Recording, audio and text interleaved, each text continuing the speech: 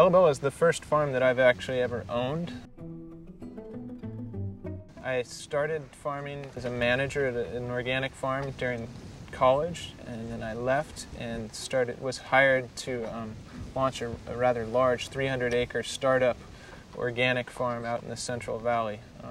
And I did that for 3 years and realized, it was part of the transformation of realizing that I don't want to be a factory farmer, I want to be a family farmer, and I want to grow things because I'm interested in them, and I want to grow the best. I don't want to grow, constantly be chasing market trends. I want to grow what's appropriate to my land and what I know how to do, and I want it to be fun. Our whole growing philosophy is that we have to be able to get a fair price for what we grow. We have to be able to receive what it takes to grow it here.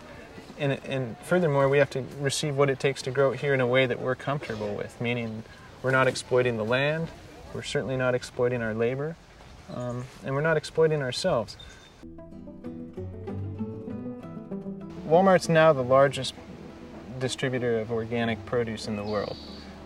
The problem lies in that Walmart economics refers to the concept that the distributor is determining the price of the producer. Where we get into a problem, and I think where we start to see organic segue and veer off from sustainable agriculture, is that in order for farming to be sustainable, you have to take care of business on site, and it's all relative to farming on the creek, slope stabilization, preventing erosion. It's pretty site specific. Where it gets a little dangerous is if you're committing to produce something for less, or to sell something for less than it costs to produce.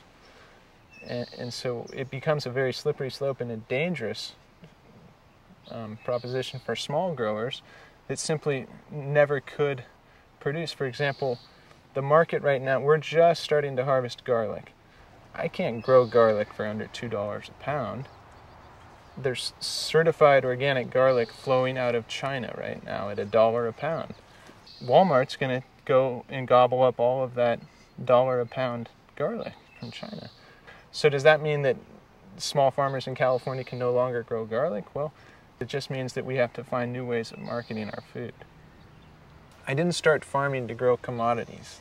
I wanted to farm. Organic as a commodity term means that you're cranking out a product and it's barcoded as organic.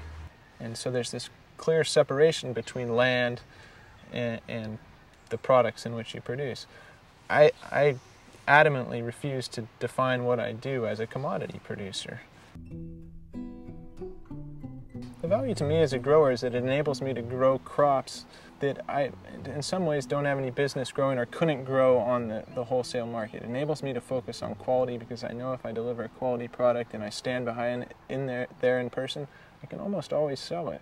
The economic value is, well, we've just removed 2 or 3 of the middlemen, and nowadays that's the difference between being economically viable and not being economically viable. The margins aren't there for 2 or 3 other people to take their cut. The value to the customer is that they get to know where their food comes from. They can ask every question from when was it planted, what variety is it, how much water, when was it picked, who picked it, how many people do you have working on your farm. Anything that they want to know about where their food comes from, it's an opportunity to learn. For our farm, everything that's sold at the farmer's market was picked the day before. They know what they're getting is the absolute freshest it really can be. This Friday we're going to be out there, I'm sure, with the headlights of my truck pointing down the lettuce rows so that the lettuce is picked at 7 or 8 o'clock at night, so that it looks crisp and is fresh when it gets to market at 6 o'clock on Saturday morning. As a startup farm, we've done all kinds of farmers markets, and we've really noticed trends between what we call the popcorn and candy, or your tourist market, versus a buyer's market. The Ferry Plaza Farmers Market has been a rare opportunity to directly tap into a community that is really looking for direct contact with small farms and value it and appreciate it and are ready to make a commitment to that farm. I've never experienced such a loyal customer base as we have at that farmer's market. I see most of those people more consistently than I see my own family. They're there every single Saturday, rain or shine, and they're ready to buy regardless of what's on the table. They're there to support the farm, and that to me is a really exciting thing to see, and it's part of what motivates me to come back and farm even harder the next week.